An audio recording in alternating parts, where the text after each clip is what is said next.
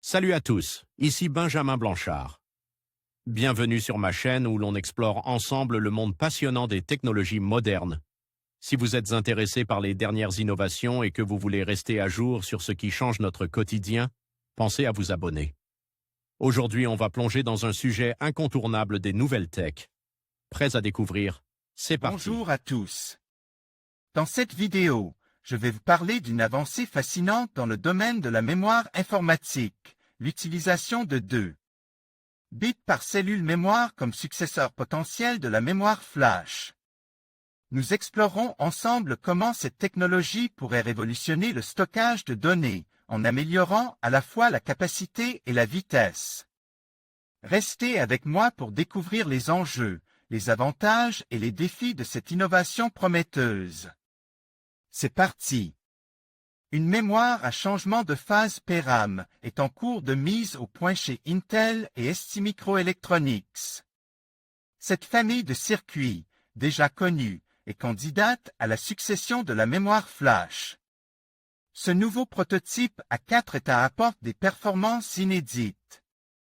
À la conférence IEE sur les composants électroniques, ISSCC, Intel vient de présenter un prototype de mémoire à changement de phase mémoire à changement de phase, PRAM, phase change RAM aux performances étonnantes. Dans une PRAM, l'information est mémorisée non pas par une charge électrique comme dans une mémoire flash mais par le changement de phase d'un matériau, un chalcogenure.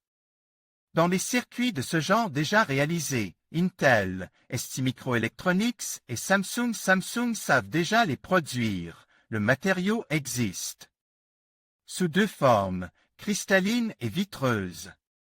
Le passage de l'une à l'autre s'effectue par un changement de température précisément contrôle. Les formes cristallines et vitreuses ayant des résistivités différentes, la lecture s'effectue facilement par le passage d'un courant électrique. Le même phénomène est utilisé sur les DVD inscriptibles RW, à la différence que les états vitreux et cristallins sont distincts par ses propriétés optiques. Dans la nouvelle mémoire présentée par Intel et STMicroelectronics, le matériau stockant l'information est le GST, un mélange de germanium, Ge, des antimoine, Sb et de tellure, Te. Ce verre bien connu sert également pour les DVD inscriptibles. La surprise vient de l'affirmation des représentants d'Intel lors de leur présentation à l'ISSCC. Ce matériau peut exister sous 4 phases, 2 états supplémentaires étant accessibles entre la phase vitreuse et la phase cristalline. Un chauffage particulier, en température et en durée, permet de figer le verre dans l'un des 4 états. Les 2 industriels y parviennent en faisant appel à un subtil algorithme modifiant la température lors du chauffage de chaque cellule. La lecture de la résistance permet ensuite de les distinguer. Dans chaque cellule mémoire, un dispositif de chauffage, la colonne verticale grise sur cette image, élevait brutalement la température du verre GST, ce qui en change la phase.